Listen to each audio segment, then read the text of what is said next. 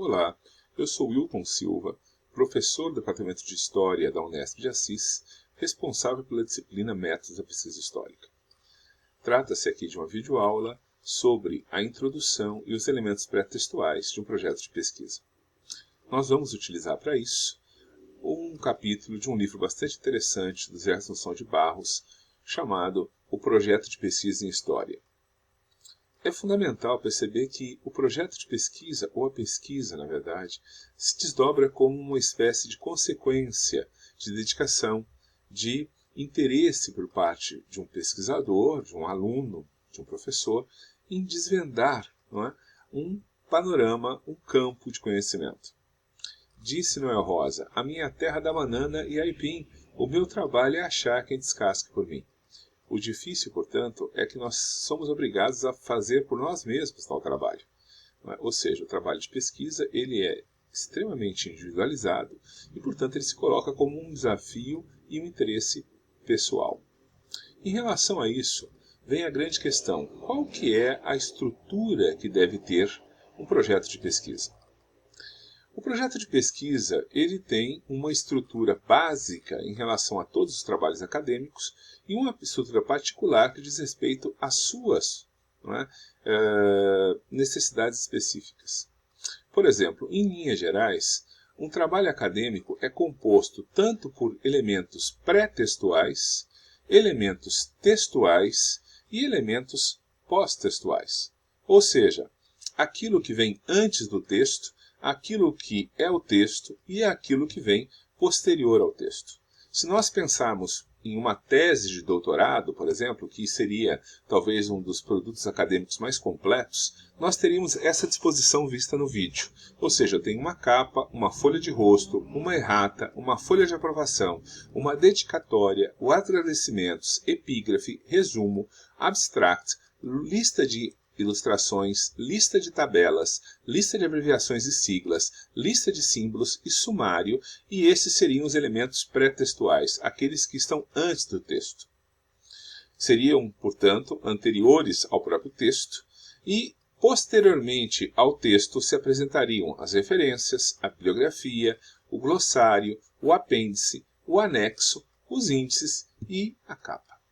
Na verdade, parte desses elementos, portanto, seriam obrigatórios, outros só seriam apresentados quando necessários, ou seja, se eu não tenho erratas, eu não tenho por que ter uma página com erratas, não é? Que são justamente registro de erros que foram cometidos ao longo do texto durante a sua confecção e que não foram corrigidos até a sua entrega. Então eu faço uma página a mais, dizendo, olha, na página tal, onde se lê tal coisa, na verdade deve ser lida tal coisa.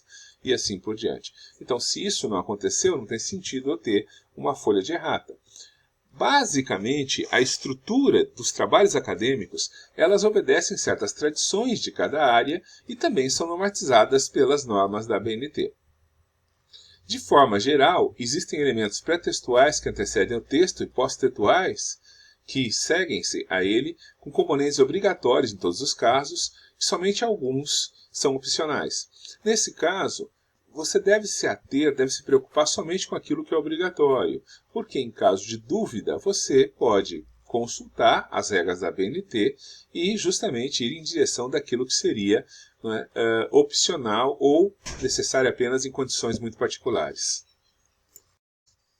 São obrigatórios, em todos os casos, a capa, a folha de rosto, o resumo e o sumário como elementos pré-textuais, e as referências e a capa como elementos pós-textuais. Nos projetos que são apresentados para a seleção da pós-graduação na Unesp Campos de Assis, a estrutura solicitada é essa: capa e folha de rosto, com introdução, justificativa, hipótese, discussão teórica, metodologia, objetivos, cronograma e referências bibliográficas. Não se solicita nem o sumário, nem o resumo, porque como o projeto é um texto muito curto, que se imagina aí com mais ou menos 20 páginas, não haveria necessidade, portanto, do sumário, que é um índice mais cheio de detalhes. Então aparece, por exemplo, parte 1, parte 1.1, parte 1.1.1, 1.1.2, 1.1.3, parte 1.2, 2.1 e assim por diante, ou seja, é um índice mais minucioso e não seria necessário porque o número de páginas é muito pequeno. O resumo, pela mesma razão, um texto de 20 páginas não necessitaria de resumo, porque na verdade ele seria facilmente lido. De qualquer modo, vale a pena perceber que todos esses trabalhos acadêmicos têm normatizações feitas a partir de regras que são reconhecidas pelo grupo como universais e que são referendadas pela chamada ABNT. Existem normas da ABNT de forma e estrutura para cada um desses elementos, ou seja, o que deve constar numa capa, o que deve constar numa folha de rosto, como deve ser um sumário, como deve ser os apêndices e assim por diante. A norma do modelo de capa, por exemplo, é a NBR 14724/2002. Estabelece que ela deve conter o nome da instituição, que é opcional, pode ter ou não, mas geralmente tem, não é? O nome do autor, isso é obrigatório, o título, o subtítulo, o número de volumes, se for mais de um, o local e o ano de depósito. Essas seriam informações obrigatórias mínimas que deveriam constar. Este, por exemplo, seria um modelo, portanto, de uma capa, não é? De um trabalho apresentado na História de Assis. Como são muitos justificados, preocupe somente o que é básico. E, em caso de necessidade, você consulte-as quando for necessário. Veja bem, Universidade Estadual Paulista, Júlio de Mesquita Filho, que é o nome da instituição. Faculdade de Ciências e Letras, que é, não é, a unidade a qual nós pertencemos. Departamento de História, que é justamente o departamento ao qual, no meu caso, estou vinculado. O título do trabalho, na linha abaixo o subtítulo, em outra linha abaixo, deslocado para a direita, visto que o título e o subtítulo estão centralizados, o nome do pesquisador. Então o nome do pesquisador fica à direita, enquanto, por sua vez, o título e o subtítulo são centralizados. Ao final da página, o local, no caso Assis, e o ano em que o trabalho foi realizado. Bom, se isso é a capa, o que é uma folha de rosto? A folha de rosto tem a mesma estrutura da capa, idêntica, apenas com uma pequena inclusão. Essa inclusão se refere a uma descrição do que se trata o trabalho. Por exemplo, um projeto de pesquisa apresentado para a seleção de mestrado do programa de pós-graduação em História na linha de pesquisa Política, Ações e Representações, sob orientação do professor Dr. Wilton Celi Silva, por exemplo. Ou poderia ser algo como projeto de pesquisa apresentado como trabalho parcial de avaliação na disciplina Métodos da Pesquisa em História, do professor Wilton Celi Silva. E assim por diante, ou seja, trata-se de uma pequena descrição e que contenha justamente do que se trata o trabalho e ao que ele está vinculado. Ok? Bom, e aí nós temos o outro desafio. O que é o título e o que é o subtítulo? Bom, o título e o subtítulo, em princípio, devem encaminhar o leitor para os conteúdos que o texto oferece, ao mesmo tempo que despertam nele o seu interesse, a sua curiosidade. Por isso que é fundamental que o título tenha, ao mesmo tempo, uma abordagem estética, no sentido que ele seja agradável, que ele desperte a curiosidade, e também tenha uma dimensão informativa, ou seja, que ele esteja vinculado àquilo que realmente contém o trabalho. Portanto, ele tem que se equilibrar entre informação e comunicação, ao mesmo tempo sendo claro e atrativo, permitindo ao possível leitor um conjunto de inferências, de hipóteses de leitura sobre aquilo que ele vai encontrar. No caso dos trabalhos historiográficos, uma das coisas mais importantes em relação a isso é delimitar o que se está estudando, aonde está se estudando e em que período de tempo esse estudo está focado. Porque essas dimensões de tempo e espaço são fundamentais para o historiador. Com o título e o subtítulo, direcionam o leitor a necessário cuidado ao escolhê-los, sendo que no caso da história é fundamental, portanto, que ele explicite a questão e sua amplitude, geralmente definida em termos de apresentação do tema e das dimensões geográficas e temporais. Então, se eu analiso, por exemplo, a violência contra a mulher, aonde eu analiso a violência contra a mulher na cidade de Assis, nas décadas de 50 e 60, através de processos crimes. Pronto, defini meu objeto. Então, o meu objeto vão ser os processos crimes, minhas fontes, perdão, não é? Em Assis, no período X e Y, em que houve violência contra a mulher. Eu vou ter que pensar, portanto, num título que atraia o interesse do leitor e, ao mesmo tempo, explique a ele aquilo que eu estou estudando.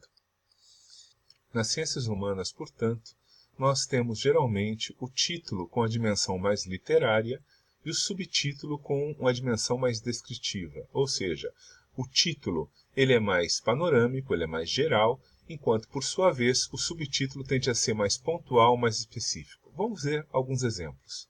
A fotografia a serviço de Clio, uma interpretação da história visual da Revolução Mexicana, 1900-1940.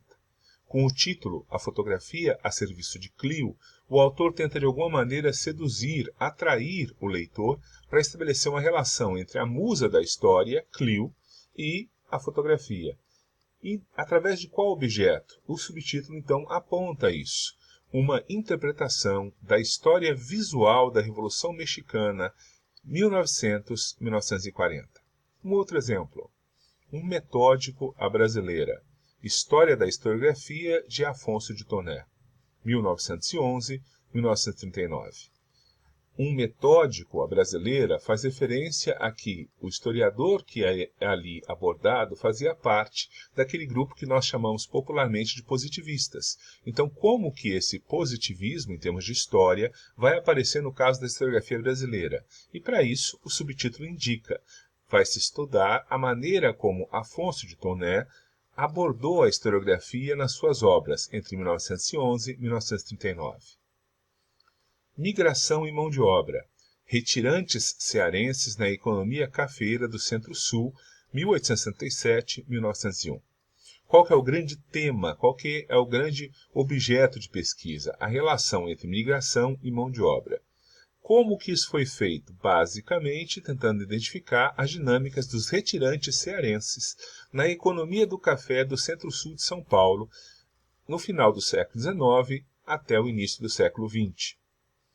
Autoritarismo e nacionalismo, o campo intelectual da nova direita no Brasil e na Argentina, 1914-1945.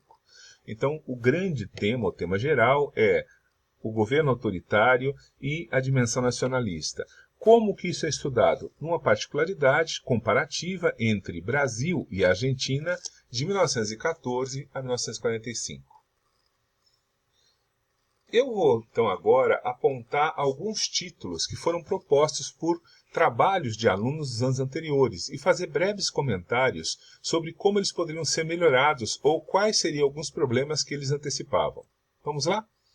Bom, o conflito sírio, a receptação mundial e a atuação do Estado Islâmico. Na verdade, o aluno angustiado com um tema contemporâneo, não é? A guerra da Síria, a destruição da Síria, os conflitos árabes, teve interesse nesse tema. Qual é o problema aqui? Bom, primeiro que o conflito sírio, não é um tema extremamente vasto e fica, então, portanto, muito generalista. A receptação mundial já é um erro. Receptação é aquilo que as pessoas fazem quando compram produtos roubados. Geralmente é a recepção. Não é? A maneira como as pessoas aprenderam essa notícia. E a atuação do Estado Islâmico. No caso aqui, talvez o aluno devesse delinear melhor, por exemplo, o conflito sírio, não é? E a atuação do Estado Islâmico no jornal O Estado de São Paulo, do ano tal ao ano tal. Dessa maneira, ele teria então um tema e uma fonte muito específica, bem delimitada, para que ele pudesse dar conta dessa pesquisa. Seria uma sugestão a ser feita. A moda e os costumes, um estudo sobre essa complexa relação na revista A Cigarra, na década de 60. Na verdade, o título está muito bom, mas poderia ser modificado, colocando a moda e os costumes, ou então uma outra frase de efeito que chamasse atenção sobre essa relação, tirando o adjetivo, relação complexa, porque logicamente se ela não fosse complexa não valeria a pena ser compreendida, e colocando justamente que o objetivo é a revista A Cigarra na década de 60. Poderia ser A Moda e os Costumes, a revista A Cigarra na década de 60, estaria de bom tamanho. Um encontro entre a moral e a educação. A visão de Michel Foucault sobre a educação emancipadora. Essa proposta ela tem alguns problemas. Primeiro, ela não tem uma delimitação temporal e bibliográfica muito clara. Né? Por quê? Porque Michel Foucault tem uma produção gigantesca em termos filosóficos e fica difícil você adentrar no campo da história com uma discussão que não delimita, por exemplo, tempos, documentos, fontes e assim por diante. De qualquer forma, então, poderia ser mantido ou trabalhado um outro título ou um outro enfoque para o trabalho.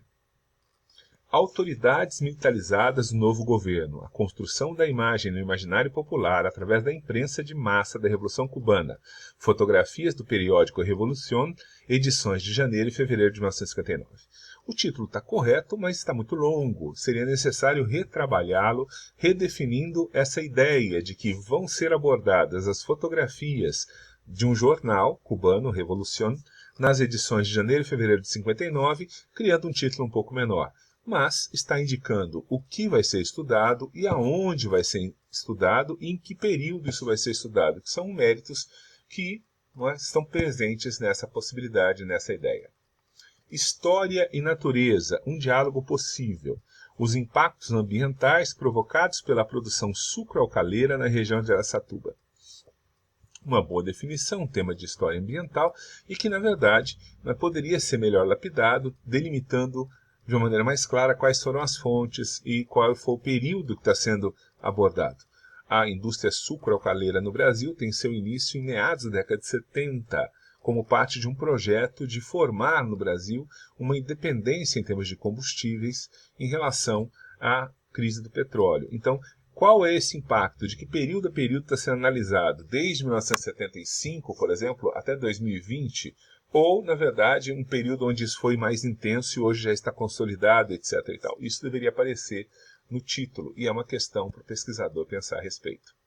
Representações da Alemanha nazista. Retrato do jornal Carioca, Gazeta de Notícias no pré-guerra, 1934 1939.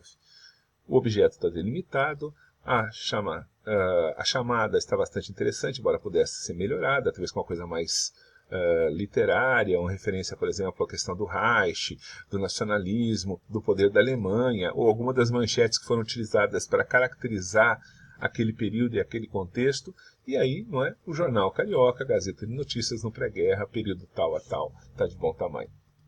O próximo trabalho eu gostei muito. A Casa da Antonieta, as Prostitutas e Imaginário Feminino, Assis, 1956-1978.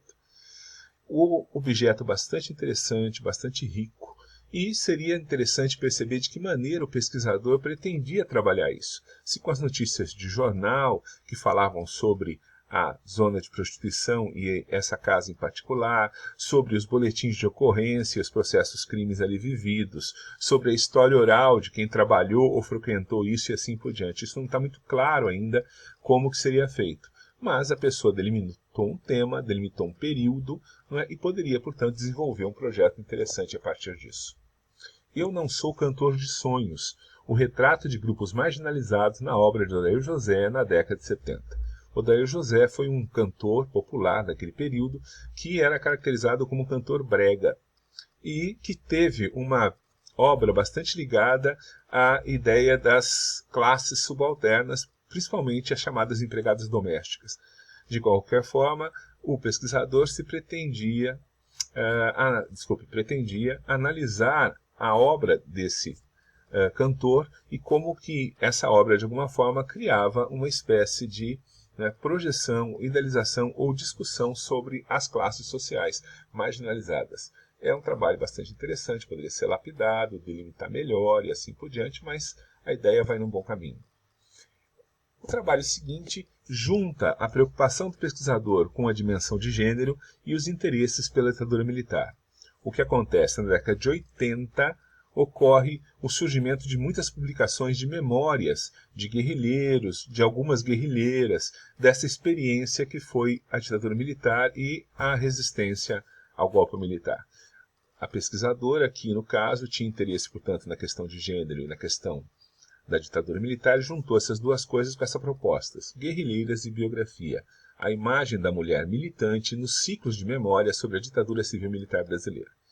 Poderia ter trabalhado de uma forma mais limitada com um ou outro autora, por exemplo, Ser Guerrilheira, ou a biografia das guerrilheiras, fulana e beltrana, tal, para delimitar melhor o seu objeto, mas um tema interessante e que mostra preocupação com o tema, delimitação desse tema e um período específico. Nós temos ainda a música negra, ensino da história afro-brasileira através da arte. Eu coloquei aqui esse título justamente para chamar a atenção para a forma como ele não teria uma dimensão historiográfica. Por quê? Porque ele tem muito mais uma pegada ou uma ideia de intervenção social. Não é? Ou seja, eu vou fazer uma dinâmica numa escola de ensino fundamental e médio, o ensino básico, sobre a música negra. E o objetivo é que as pessoas tenham orgulho da identidade, percebam a manifestação da cultura afro-brasileira na arte, etc. Mas eu não estou fazendo aqui uma discussão, pelo menos no título não aparece, sobre o que seria a música negra, os seus percalços ao longo da indústria fonográfica e cultural brasileira e assim por diante. Seria necessário delimitar melhor, lapidar melhor e pensar num objeto mais... Bom, uma vez que você definiu o título, você tem que se dedicar, portanto, à primeira parte do trabalho. É curioso que nem sempre essa primeira parte é feito inicialmente. Muitas vezes a introdução ela é feita por último, mas como nós temos aqui uma natureza didática do processo, nós podemos fazer e refazer a introdução. Então, no primeiro momento, nós vamos começar por uma ordem que as partes que compõem o projeto têm. A introdução, portanto, seria um resumo com uma ou duas páginas em que se apresentam, em termos sucintos, os conteúdos do trabalho. Por isso é difícil, porque naturalmente, o aluno, o pesquisador, o professor, teria que ter clareza sobre o que vai constar cada parte do trabalho. É esse o desafio, por isso que muitas vezes se deixa essa parte para o final.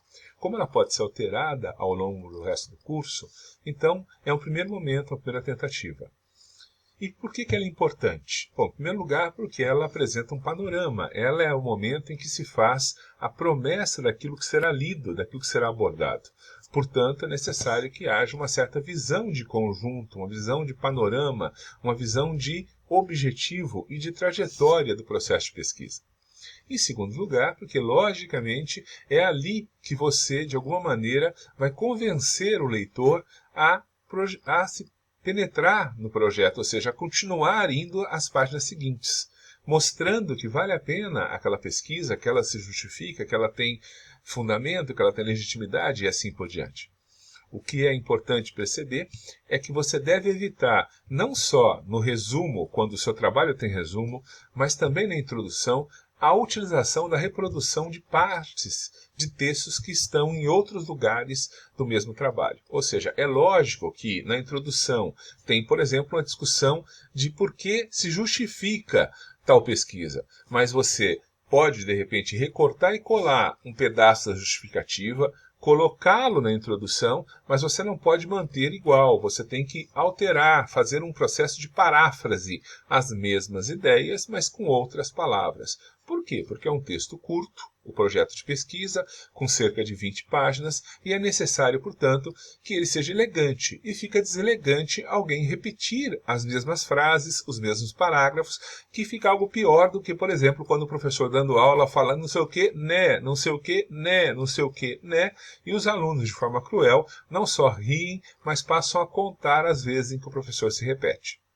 De certa maneira, a introdução, portanto, teria que ter alguns conteúdos básicos. O que deveria existir, portanto, na introdução, numa introdução bem feita?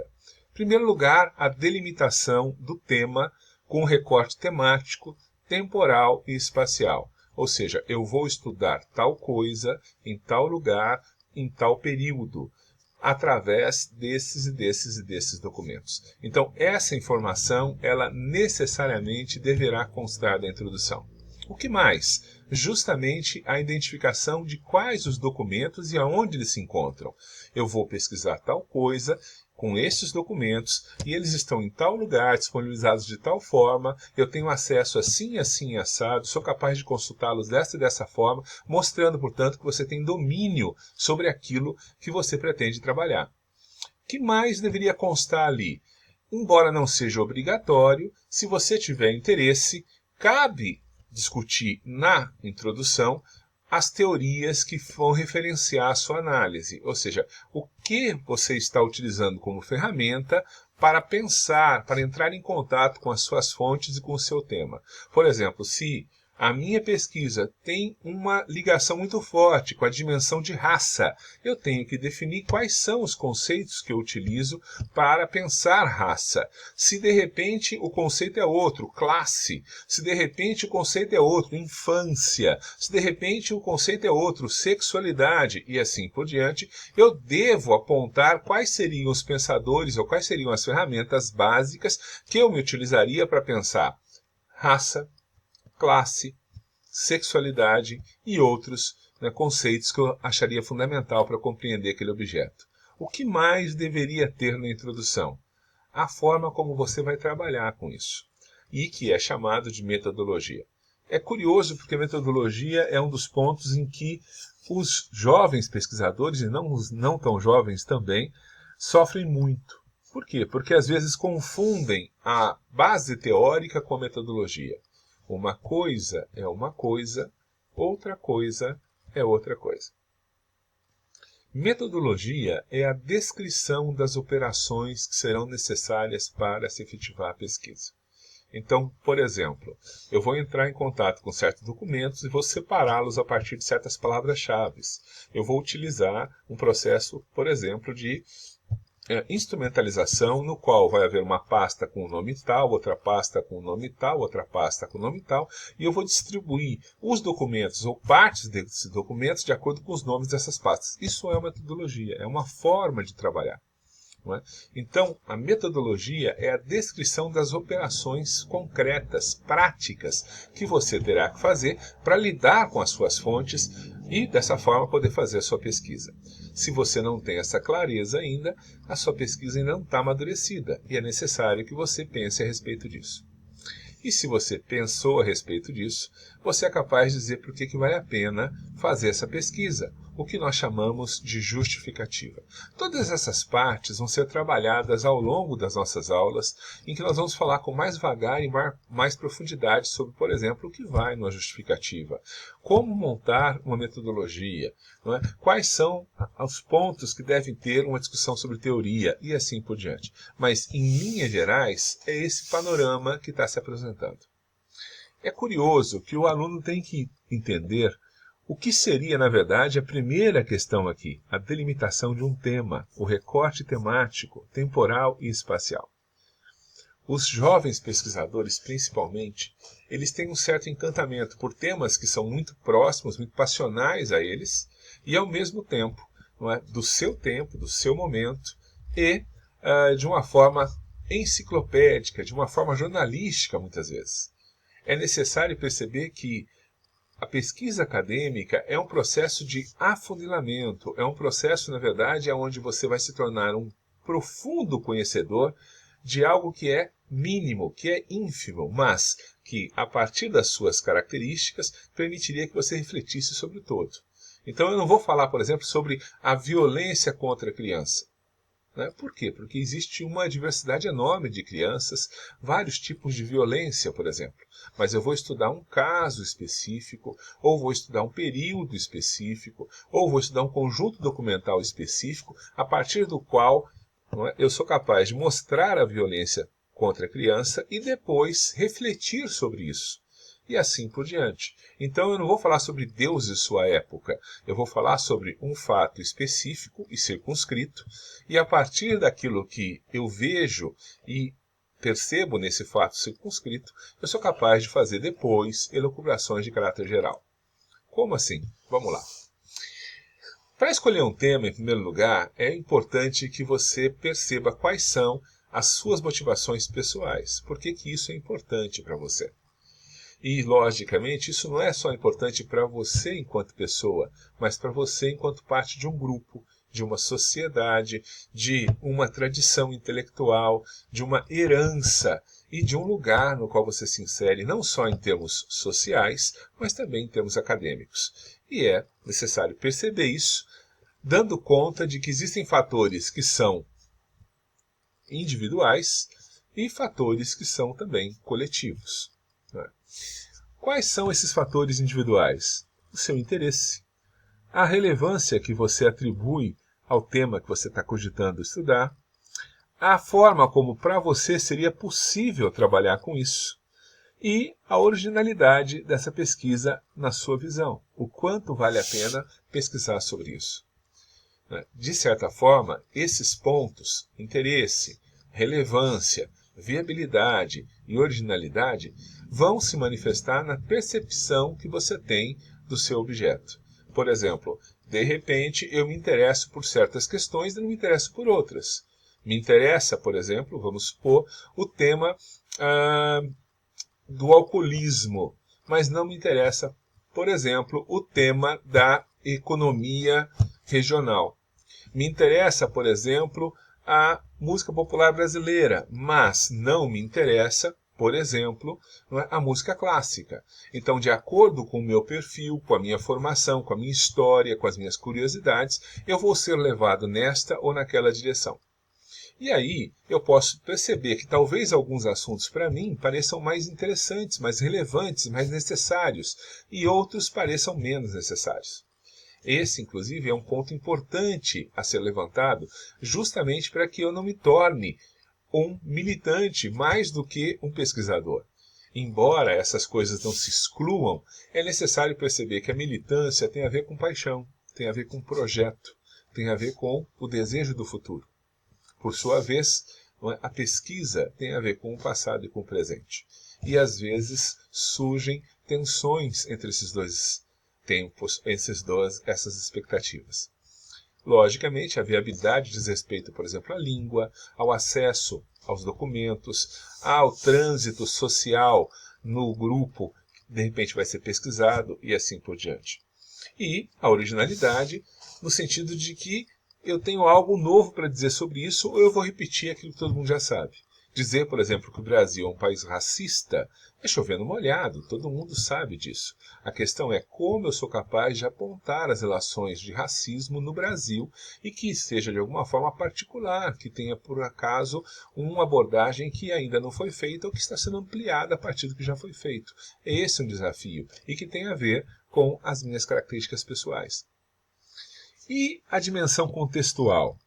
Bom, as pressões que mesmo sutis a sociedade nos faz, de que alguns temas são melhores do que outros temas. Então, de repente, por exemplo, se eu chego em casa e digo às pessoas que eu estou pesquisando para, de alguma forma, lutar contra a extinção do mico-leão dourado, eu cativo a simpatia das pessoas.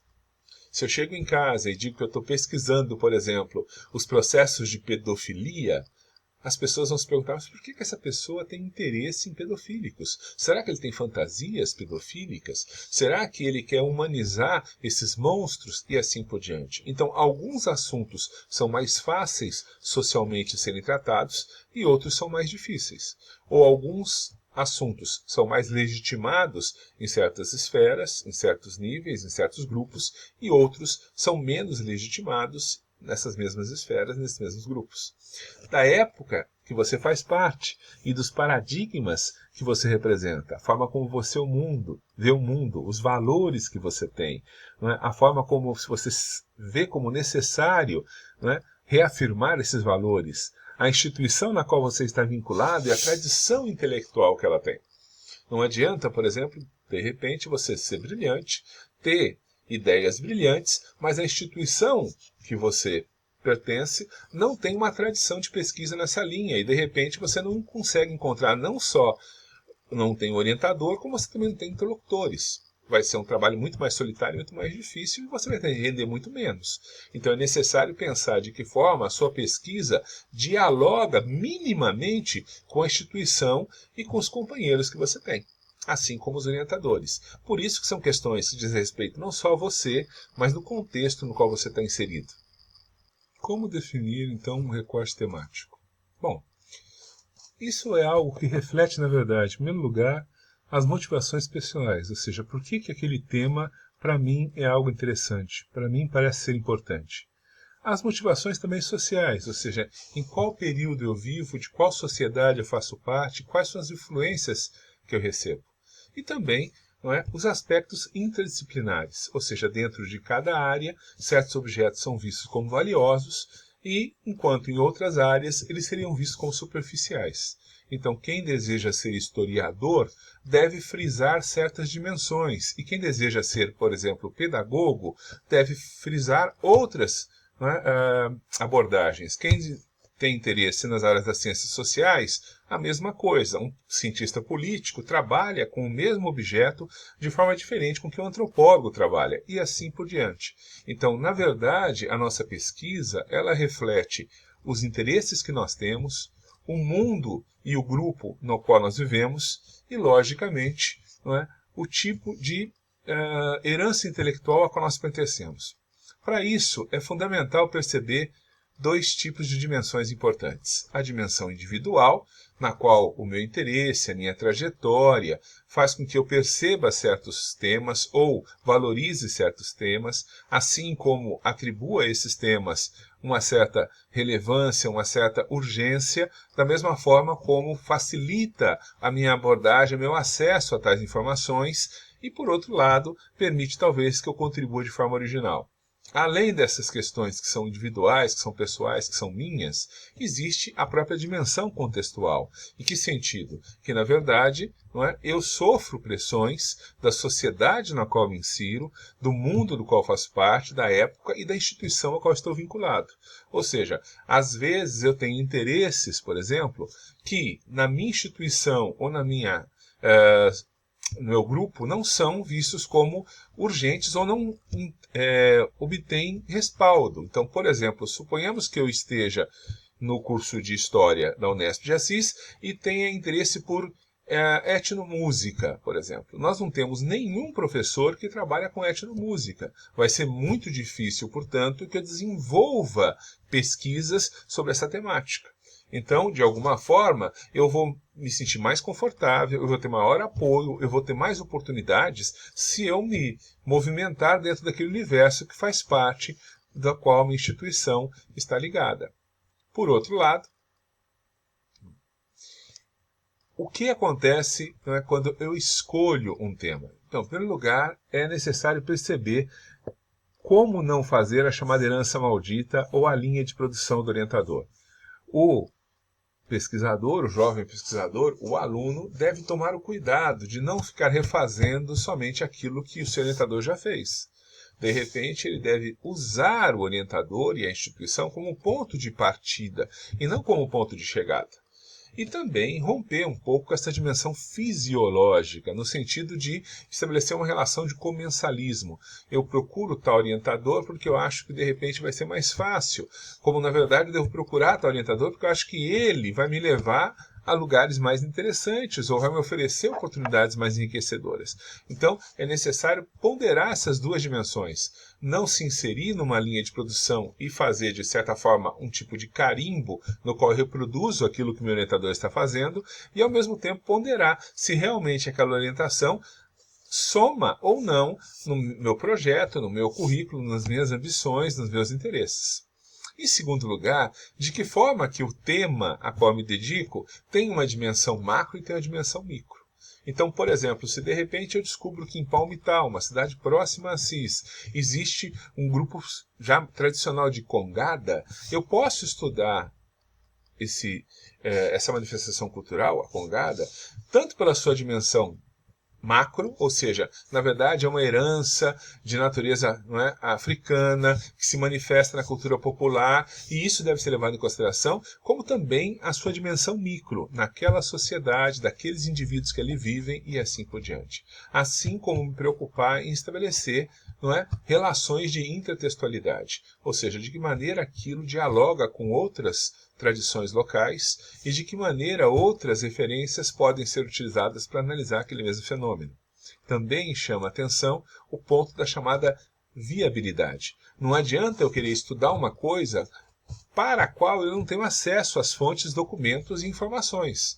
Então algo pode ser extremamente importante, mas se eu não sou capaz de visualizar aonde estão as fontes, qual é a bibliografia, como proceder ou como entrar em contato com as informações e quais são as teorias, as exigências linguísticas, as exigências intelectuais que isso me coloca, eu não tenho condições de fazer o trabalho.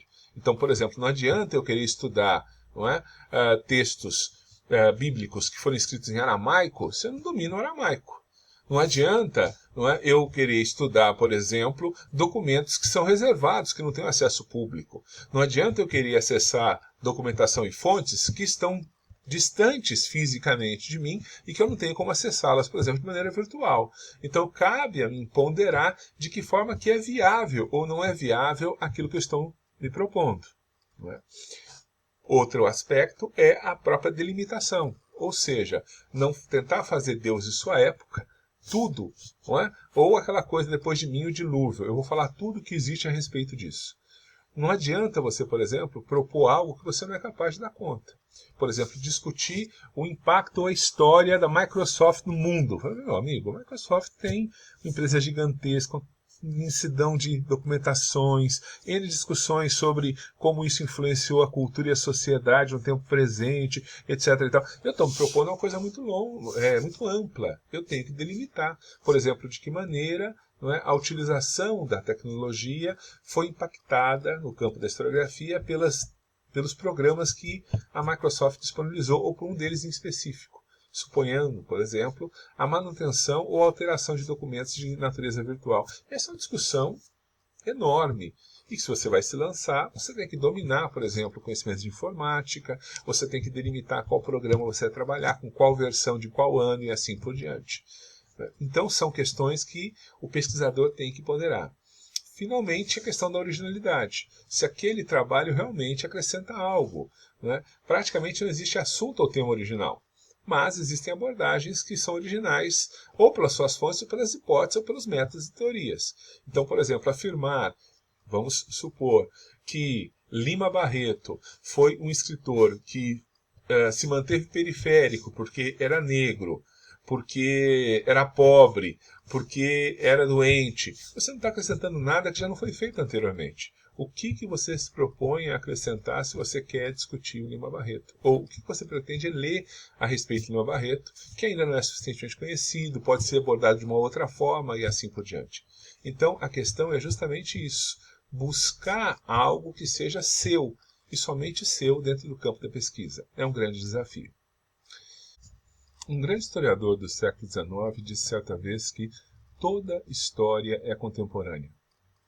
É importante perceber isso porque, na verdade, essa dimensão de que nós estamos inseridos num contexto e que esse contexto nos obriga a olharmos para a realidade de uma certa forma, ela não foi negada por nenhuma historiografia posterior a ele. Nesse sentido, nós escrevemos não só sobre o que consideramos relevante, mas também sobre aquilo que nossa época entende como relevante. O visionário, aquele que vê à frente, é muito mais incomum raro do que o contemporâneo, aquele que vê o mundo em que ele existe. E o texto, portanto, é dirigido, de forma consciente ou não, a um leitor idealizado que é o seu contemporâneo, que é aquele que vive no mundo da qual você faz parte.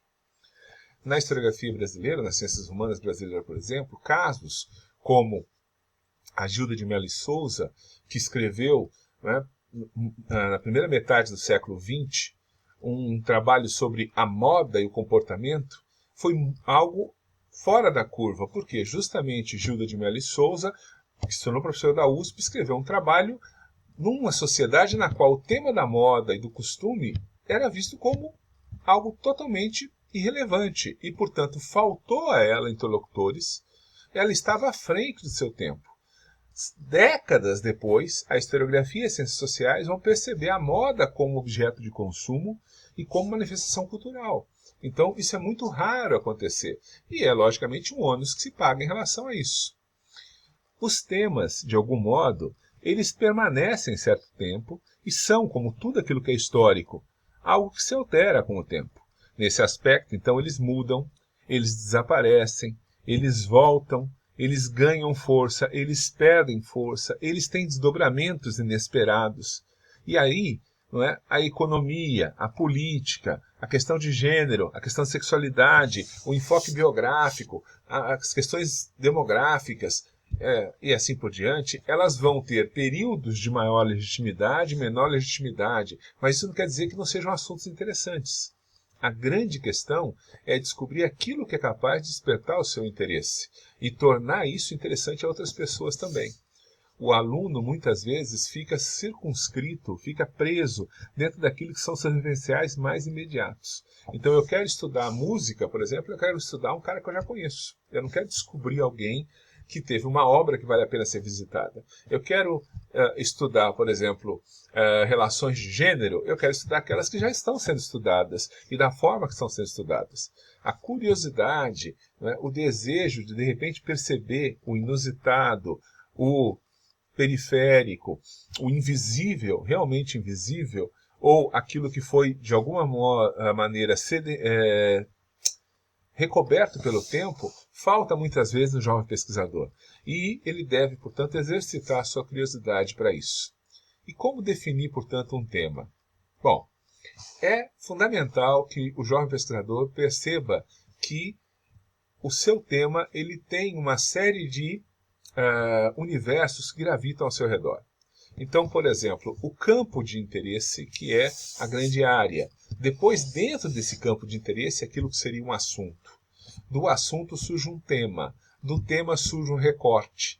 E desse recorte surge um problema, uma questão, que é aquela minúcia a qual o pesquisador deveria se dedicar. Essa é uma citação de Humberto Eco, de um livro clássico dele, né, que também é citado pelo Barros, e que vale a pena dar uma olhada. O tema geologia, por exemplo, é muito amplo. Então, um aluno que fala, eu quero estudar ditadura militar no Brasil. Bom, é um tema amplo demais.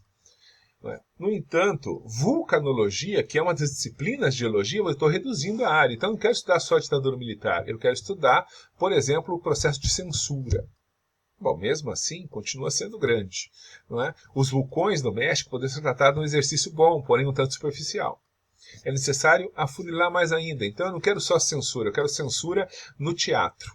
Bom, mas aí houveram diversas peças, diversos autores. Eu tenho que limitar, por exemplo, a um teatrólogo ou a uma companhia, e às vezes a uma peça, e assim por diante. Então, limitando-se ainda mais o assunto, eu sairia de geologia para vulcanologia, de vulcanologia para vulcões do México, de lá para a história do Popocatépetl, né, que é um dos vulcões do México, e finalmente o nascimento e a morte aparente do Paricutim, de 20 de fevereiro de 43 a 4 de março de 52.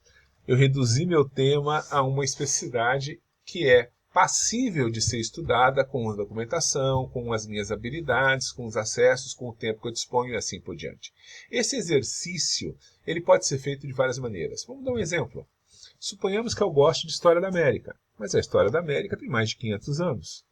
Ah, não, eu me interesso pela conquista da América em particular. Bom, mas a conquista da América, ela diz respeito a um monte de questões, desde questões sobre ocupação do espaço, relações do nível biológico das populações, etc. Não, eu me interesso por escravidão indígena. Bom, tudo bem, mas escravidão indígena, você tem várias formas de escravidão que se processaram de várias regiões diferentes na América, que é imensa. Não, eu me interesso pela mita no Peru, que era uma forma de servidão, que depois originou a escravidão, originou a discussão historiográfica que é feita.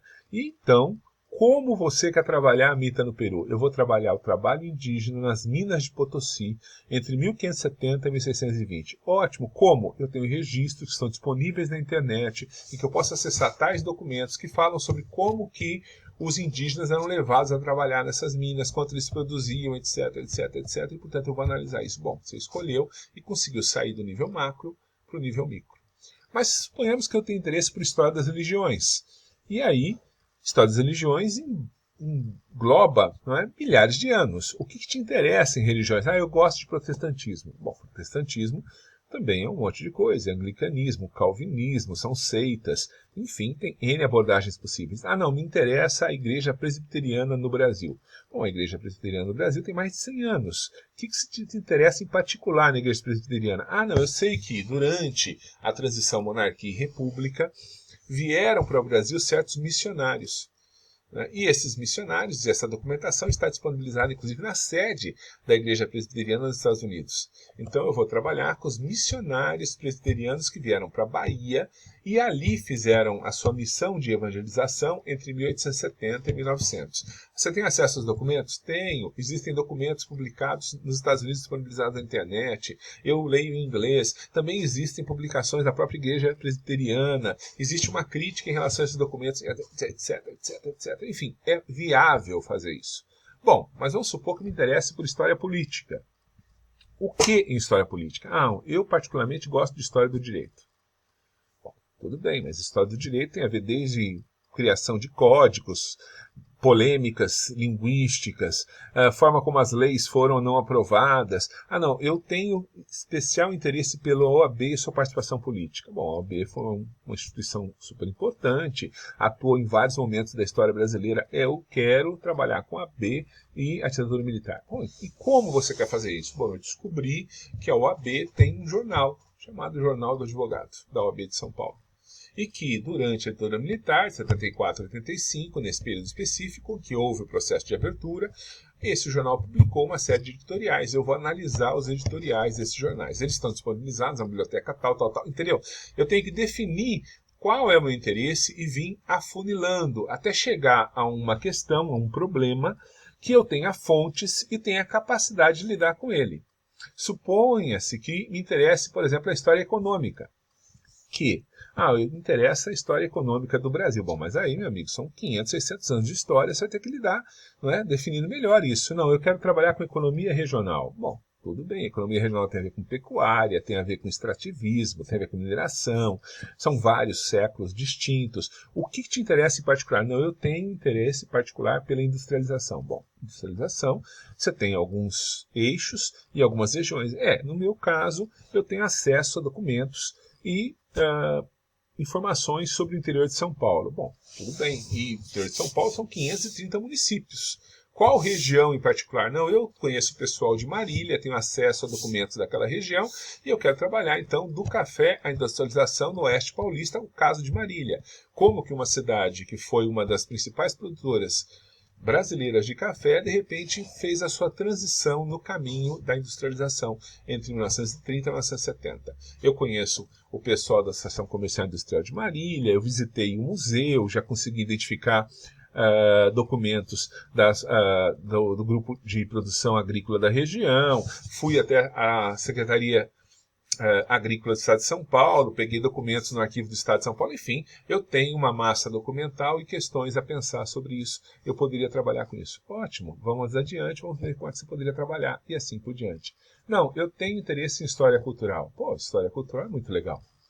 Eu gosto de MPB. MPB, você encontrou a pessoa que também é apaixonada por MPB, mas MPB é um monte de coisas. Existe até uma discussão sobre o que é MPB. Cássia Eller, é MPB, por exemplo, Cazuza é MPB, não é?